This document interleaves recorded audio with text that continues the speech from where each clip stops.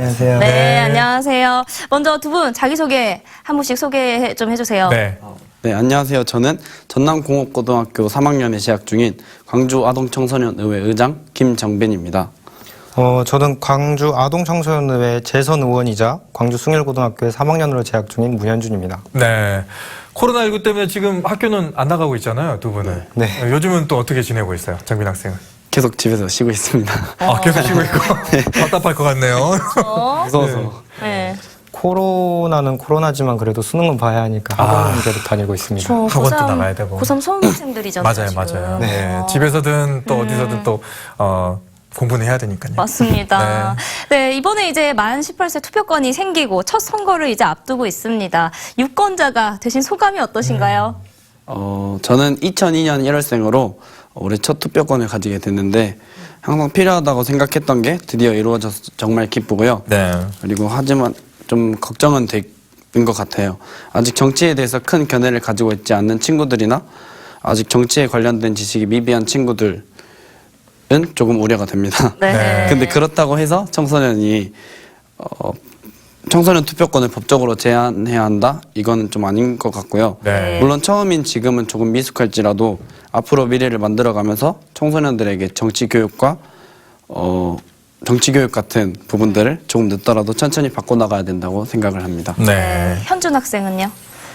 저는 이제 드디어 청소년의 신분으로는 절대로 들어갈 수 없을 거라고 생각했던 투표소에 들어가게 되어서 굉장히 설레입니다. 그렇죠. 네. 정말 의미 있는 투표 아닙니까? 맞아요. 이거는. 뭐 살다가 오늘을 정말 기억할 수 있는 날이 올 것 같아요. 네.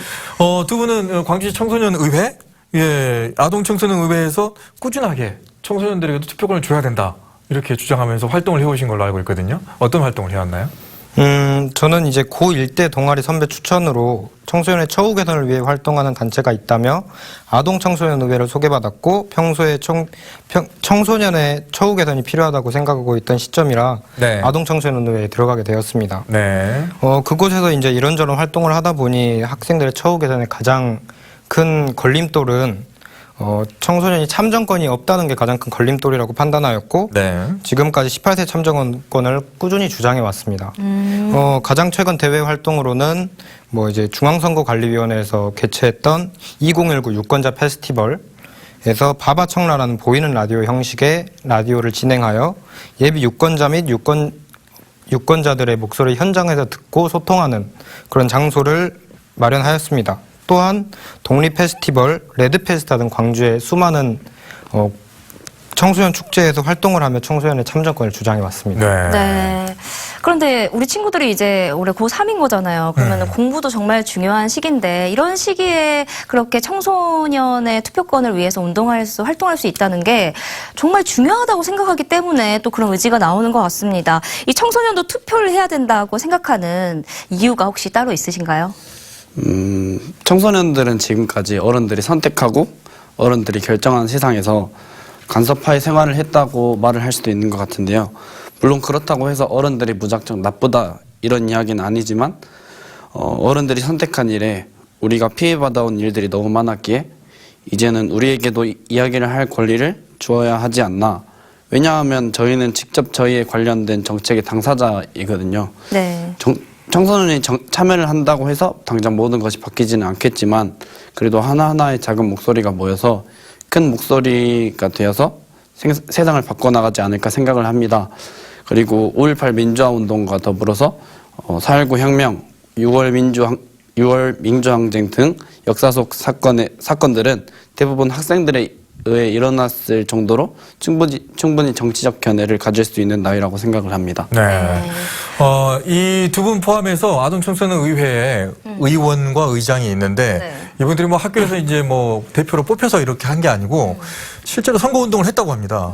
예, 실제로 선거운동을 했다면서요? 당 이름도 있다면서요? 네. 예, 우리 현준 학생의 당은 뭐예요? 저희는 이제 학생의 처우 개선을 위해 활동하는 당이라 사람답게 살고 싶당이라고 이름을 지었는데 사람답게 살고 싶당. 우리 정민 학생의 당은 뭐였어요? 저는 노동인권, 그러니까 청소년 노동인권 처우 개선이나 노동인권에 대해서 활동을 해서 네. 저희 당 이름은 노동나동당. 노동나동당. 노동나동당. 노동을 오. 너도 나도 이렇게. 아. 너도 나도. 저는 막 숭구리당당 이런 게 나올 줄 알았는데 우리 친구들이 너무 의젓해요 진짜로. 실제로 그러면은 선거운동을 해서 청소년들에게 직접 가서 표를 이렇게 좀 구하고 그랬습니까? 아, 네. 네. 선거운동 기간도 있었고, 네, 직접 네. 투표도 받았었고. 네, 맞습니다. 자, 이렇게 이 두 분 또 아동 청소년 의회가 급조가 된 게 아니라 실제로 선거운동을 했기 때문에 어른들이 좀 걱정하는 정치를 모른다. 어른들에게 휘둘릴 거다. 네. 교실이 정치화 될 거다. 네. 뭐 이런 걱정들을 좀 하고 있습니다. 그 걱정들에 대해서 부정적인 시각에 대해서 어떻게 생각하세요? 교실의 정치화를 이제 부정적인 시선으로만 보시는 분들이 많이 계신데 사실 교실의 정치화는 민주주의 국가가 지향해야 하는 학습 분위기인 것은 확실합니다. 왜냐하면 사회 현상에 대해 자신의 의견을 자연스럽게 표출할 수 있고 자신의 정치적 견해에 따라 친구, 부모님, 선생님 등에게 자신의 의견을 당당히 주장하고 이야기 나눌 수 있는 게 민주주의 국가가 지향해야 하는 학습 분위기라고 생각합니다. 네. 그 외에 가장 대표적인 우려로는 어른들의 의견이 휘둘릴 수 있다는 우려가 가장 큰데 사실 지금까지 저희는 이미 초등학교 때부터 반장 선거, 학생 회장 선거 등을 통해서 이미 충분히 피부로 민주주의를 경험해 왔고 그리고 그러한 과정 속에서 자신의 의견이 아닌 다른 사람에 의해 다른 외부의 억압에 의해 자신의 민주주의 정신이 눌러지게 된다면 일어날 수 있는 일에 대해서는 충분히 교과서로 역사 시간에 다 배워왔다고 생각합니다. 네. 사실 이런 부분은 이제 지금의 청소년들이 정치 미숙하다는 생각을 개선해야 된다는 부분이라고 생각합니다. 네. 네, 맞습니다. 너무 또 어른들의 시각으로 판단을 한 게 아닌지 또 어른들도 반성을 조금 해야 할 것 같습니다. 네, 또 우리 친구들이 민주시민으로서 얼마나 준비가 잘 돼 있냐면요. 이 광주시 아동 청소년 의회에서 조례안을 준비하고 있다고 합니다. 바로 이 찾아가는 정책학교라는 조례안인데요. 이 조례안은 어떤 내용인가요? 사실 이 조례안의 내용은 그 18세 참정권이 생기기 전부터 준비를 해왔던 조례안인데요. 이 조례안은 청소년의 참정권의 부재가 청소년의 정치인식 미숙에 따른 것이라고 판단하여 각 시도 선거관리위원회에서 각 학교에 교육자를 파견하여 기본적인 정치 수업을 진행하고 정당 및 정치에 관한 수업을 진행하는 내용의 조례안입니다. 지금 현재 18세 참정권이 생겨난 만큼 더더욱 중요한 게 생각되고 있는 정책안이라고 생각하는데요. 이 조례안이 이제 입법화가 실제로 된다면 18세 참정권에 따른 우려의 목소리는 해소되는데 큰 도움이 될 거라고 생각합니다. 네. 자, 이번에 이제 첫 투표를 하면서 가슴 설레일 것 같은데, 근데 같은 친구들이 전부 다 이렇게 투표에 관심이 있는 건 아니잖아요. 물론 네. 우리 어른들도 마찬가지입니다. 다 투표를 하는 건 아니니까. 맞아요. 또 다 관심 있는 건 아니에요. 학생들에게, 우리 친구들에게는 어떤 교실 교육이 좀 필요하다고 생각하세요?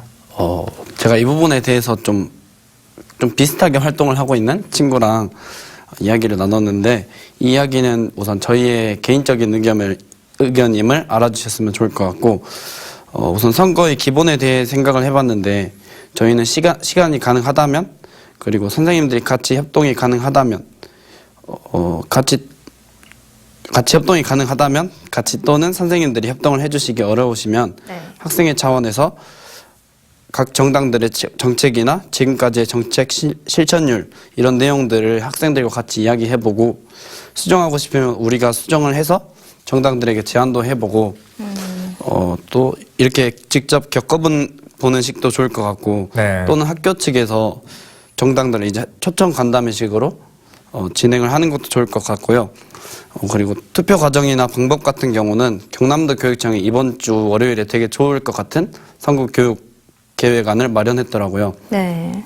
학생 유권자의 눈높이에 맞춘 새내기 유권자 교육과 학생 참정권 교육을 진행하기로 했고 전 교원을 대상으로 단계별 교원 연수까지 민주시민 교육과와 연계하고 선관위에서 제공하는 선거교육 콘텐츠를 활용한 참정권 교육인데 제 생각에는 이렇게 경남도 교육청과 같은 방향으로 전국의 시도교육청이 비슷하게 진행을 하면 정말 좋을 것 같습니다. 네. 그리고 또 후보자나 정당별로 이렇게 정책 발표를 하거든요. TV를 통해서. 그쵸. 그게 또 이제 SNS 통해 남아있으니까 그런 걸 또 활용해가지고 같이 또 보는 방법도 필요할 것 같고요. 다 같이. 네. 그러면 현준 학생은요, 지금 이제 후보자들의 공약들 가운데 가장 인상 깊었던 공약이 혹시 따로 있나요?